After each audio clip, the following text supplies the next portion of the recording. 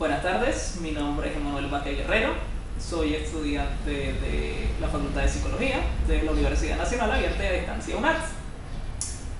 El curso en el que se realiza esta entrevista es la electiva Sujeto, Comunidad e Interacción Social. Mi grupo de trabajo es el 40005-66. El lugar donde vamos a realizar la entrevista es la ciudad de Barranquilla, capital del departamento del Atlántico. Mi entrevistado es el profesor Hugo Wilber Castillo Mesino. El profesor Castillo es licenciado en Ciencias Sociales y Económicas de la Universidad del Atlántico. Posee una especialización en Reingeniería Educativa de la Universidad de Ciego de Ávila de Cuba. Actualmente es columnista del Diario La Libertad de la ciudad de Barranquilla, es autor del libro Instrumentos para Pensar, ha incursionado también en otras áreas como la poesía y el cuento, es presidente del Polo Democrático Alternativo en la ciudad de Barranquilla, ha sido rector del Instituto Educativo Distrital Inocencio Chicá, también de la ciudad, y ha tenido una amplia experiencia en el sector público y privado. Profesor Castillo, buenas tardes. Buenas tardes. Bueno, profesor, la temática principal que nos trae a esta entrevista son tres conceptos en particular: los conceptos de sujeto, subjetividad e identidad. Pero como todos conocemos en las ciencias sociales, estos tres conceptos implican varios contextos, varias definiciones, y esos mismos contextos, las mismas definiciones pueden variar dependiendo del autor, dependiendo de la disciplina en la que se trabajen. Desde su óptica, ¿cómo se podrían definir? Bueno, creo que en toda relación epistemológica, en toda relación del conocimiento, en toda relación cognoscitiva, lógicamente intervienen dos elementos, que es el sujeto y el objeto. Pero bien, en este momento precisamente usted podría convertirse en objeto porque hace parte del tema, ¿cierto? Y en ese caso el sujeto es el que le está dando respuesta a esa parte temática. ¿Cómo así que un sujeto se convierte en objeto y un objeto se convierte en sujeto? Esa es una discusión para la tarea también, alrededor de eso. Entonces, pues, el sujeto, lógicamente, depende de la forma en que interactúa con el objeto, así va a establecerse la relación cognitiva. Ahora, hay el problema de la identidad, ¿cierto? La identidad tiene que ver con el ámbito, tiene que ver con los sujetos sociales, porque entre otras cosas los sujetos hacen parte de la producción social, hacen parte de la producción cultural, hacen parte de la producción económica, depende del ámbito. Y en ese ámbito, bajo un propósito en común, es lo que le va a permitir tener una identidad. Por ejemplo, los sujetos de tal etnia, los sujetos de determinado grupo, puede ser cultural, puede ser un grupo de la comunidad LGTBI, mantienen una identidad en cuanto a su género. Entonces, cada grupo social en sí, como sujetos sociales que son, mantiene una identidad, o sea, los propósitos que los unen, los derechos que los unen y las identidades que tienen, ¿cierto? De tal manera de que las apreciaciones que podemos estar dando nosotros, en ese caso, pueden ser subjetivas, porque es la consideración que yo tengo, independientemente de la consideración que tiene el otro. Y en ese marco de ideas hemos metido el concepto de objeto, sujeto, ¿cierto? Identidad y subjetividad.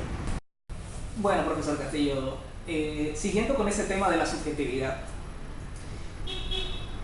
¿cómo diría usted que se construyen los procesos de subjetividad y cómo estos procesos aportan en la consolidación de la comunidad? En el caso específico, aterrizándolo en la ciudad de Barranquilla y en general en el Caribe colombiano. Bueno, la identidad se construye en torno a unos propósitos que pueden ser sociológicos, a unos procesos que pueden ser históricos, a unos procesos que pueden ser culturales. Por ejemplo, cómo se construye la cuestión cultural de los carnavales en Barranquilla.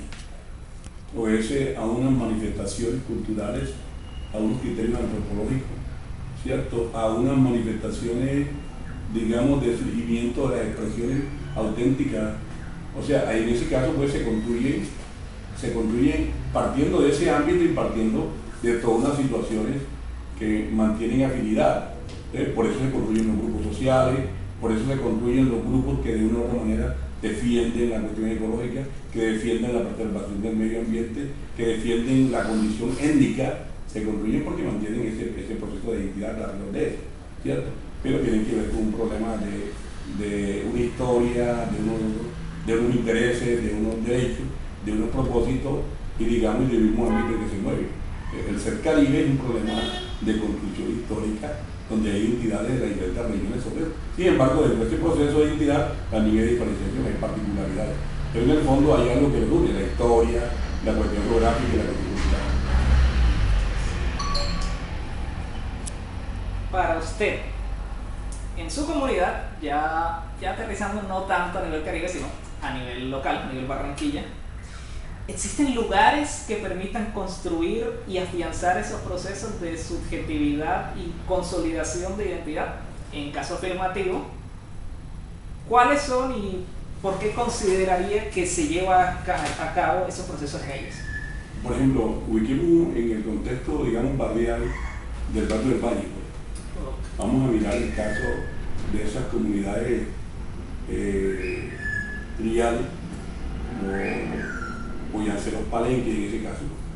Ustedes pueden notar de que esa gente anda unida alrededor de un árbol común que pudo ser la derivación de los palenques de Cartagena y que de pronto han llegado a algunas partes también de Chocó, y esas comunidades se van congregando y se van unificando de tal manera que tienen sus raíces, tienen sus costumbres, tienen su historia, tienen sus manifestaciones, tienen la forma inclusive hasta de hacer política e inclusive pues, a nivel de educación hay que introducir los elementos que tienen que ver con el problema de la lengua de ellos, o llámenle dialecto, llámenle lengua.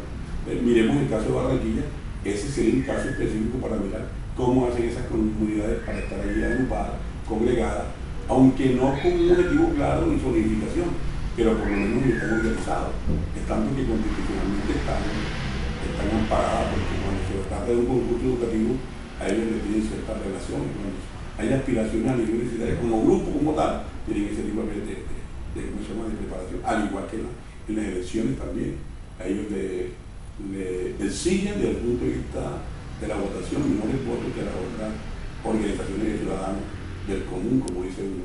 Esa es una manera de mirar, ubicarnos en ese contexto de cómo se construye ese tipo. Tienen un árbol en común, tienen una historia, tienen unos intereses y tienen una forma también de defender, digamos, su árbol histórico. Así es. Pero yo no diría que solamente eso.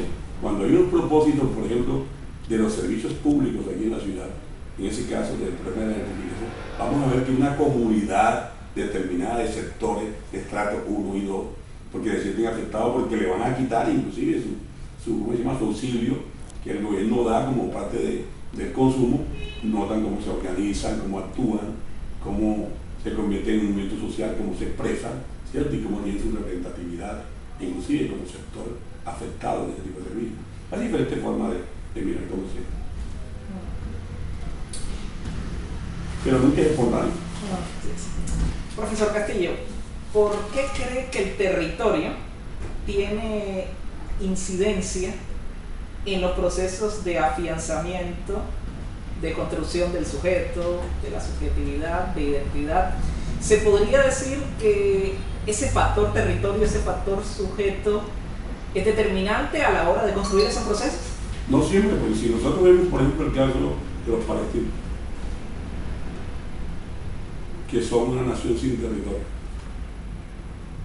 que es la única en el mundo, inclusive, que ha estado del tiempo al tiempo, de un lugar hacia otro. Pero sí es cierto que una comunidad debe estar en un territorio determinado. Ya lo decíamos ahorita cuando hablamos de la comunidad de los habitantes del barrio del Valle. Tienen áreas determinadas para estar, el territorio se parte de eso. ¿Por qué? Porque lo otro implicaría dispersión, implicaría disgregación, ¿cierto? Deben de tener un territorio precisamente para el mismo propósito. Cuando se construye, cuando se forma Barranquilla, que se habló mucho que había empezado por Galapa, se pensó siempre en un territorio determinado donde la gente no ubicarlo. Es decir, el territorio marca de todas maneras unas condiciones históricas, unas condiciones tanto de tiempo histórico, como de espacio histórico, como de tiempo histórico y como de espacio histórico, como categoría de la Biblia social. El territorio es determinante en ese sentido, porque sobre ese territorio allí se dieron una interacción de esos sujetos sociales que lógicamente se posicionaron, se asentaron allí y empezaron a mirar cómo crecían y cómo se organizaban y cómo se defendían, inclusive, pero aunado sobre un ámbito determinado que puede denominarse territorio, pero tiene sus excepciones. Unas excepciones muy particulares, como usted menciona. En estos tres conceptos que hemos mencionado, que hemos estado retomando todas estas preguntas: territorio, subjetividad y los procesos de generación de identidad, ¿se podría decir que son unos conceptos sueltos o son conceptos que tienen una relación definitiva? Y en caso tal que usted lo considere así, ¿por qué cree que tendrían esa relación? Bueno, yo creo que el territorio marca algo. La identidad es lo que mantiene unida a la gente a raíz de un propósito, unas metas trazadas alrededor de eso. El cuento de la identidad. Pero al mismo tiempo el cuento de la subjetividad es la forma como interactúan los sujetos. Entonces es que el mundo en sí es integrado, es unitario. Lo que pasa es que las condiciones de interpretación de ese mundo nos lo fragmenta y nos aparece el mundo dividido. Nada está dividido. Y si lo dividimos es para hacer un estudio, no para dividirlo como un problema de una constante. La Tierra en sí es una sola, Colombia en sí es una sola, el mundo en sí es uno solo. Lo que pasa es que se fragmenta, ¿cierto? Para tratar como que de desubicar y descontextualizar la realidad de las cosas. Entonces, de tal manera que esos conceptos tienen que estar unidos, tienen que interactuar y tienen que tener una relación recíproca y dialéctica. La dialéctica como una forma de expresión de la contradicción, del acercamiento, de la diferenciación, de la negación, pero al mismo tiempo de la unificación de ella. Entonces, tratar nosotros en este momento de decir que vamos a dividir las cosas y fragmentar la verdad. La verdad no se puede fragmentar.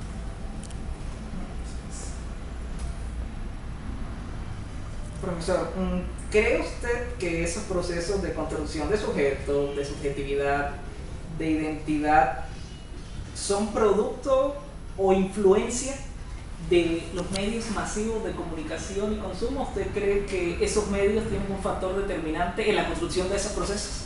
Los medios juegan un papel importante en todo el proceso porque de tal manera los medios corresponden a una contribución de lo que es la superestructura del Estado, entendiendo que el Estado tiene una superestructura y tiene una infraestructura. En la superestructura está la ideología, entre la ideología están los medios, están las tendencias religiosas, está la concepción ideológica de Estado, está el tipo de gobierno. De tal manera que nosotros podemos decir que los medios toman parte de esa situación al servicio siempre de los estamentos gubernamentales o a través del establecimiento estatal, pero no es determinante, los medios de comunicación no es determinante. ¿Sí? Sobre todo ahora en este proceso de posmodernismo, donde ya los medios de comunicación no son la radio ni la televisión, sino que son las redes sociales también, ¿cierto? Entonces, pero no es determinante, porque no siempre para que esto se dé, tiene que ser a través de los medios de comunicación, porque hay un lenguaje también simbólico, en la cual se encarga la semiótica. Los hombres históricamente no tenían medios de comunicación, no tenían en el lenguaje verbal, escrito, comunicativo, por señas, por gesto, algo de eso. De todas maneras juegan un papel, pero no son determinantes, juegan un papel. A veces al servicio de los procesos de construcción social deformados y a veces tratan como de orientar, porque la verdad ya no les cuenta, entonces contribuye al desarrollo de esas condiciones de las cuales están planteando. Y ya para terminar, ¿usted considera que el reconocimiento de esa heterogeneidad de grupos minoritarios, comprender ese proceso, se puede considerar un aporte a la comprensión del grupo social en general? Es decir, aterrizándolo en el contexto barranquillero, el caso que usted mencionaba al principio de la entrevista, el de las comunidades negras en el populoso barrio del Valle de Barranquilla. El reconocer y comprender esos procesos heterogéneos aquí en nuestra localidad, en nuestra realidad local, ¿ayuda o aporta a la comprensión de nuestro grupo social? Esta es una discusión muy interesante. Yo estoy leyendo a un autor que se me escapa en este momento el nombre, donde dice que el problema de los raizales, la situación de la política de género, al igual que el caso de los gitanos, manifestado por ejemplo en algunas partes de América Latina, el autor dice que quien determina la consolidación de esos grupos o la definición de esos grupos no son ellos, porque ellos prácticamente no hacen historia. Y esa historia es, si la sociedad es capitalista, la sociedad capitalista determina el comportamiento de esos grupos y no son estos grupos los que tienen que arreglar la historia, los miren tan secundarios.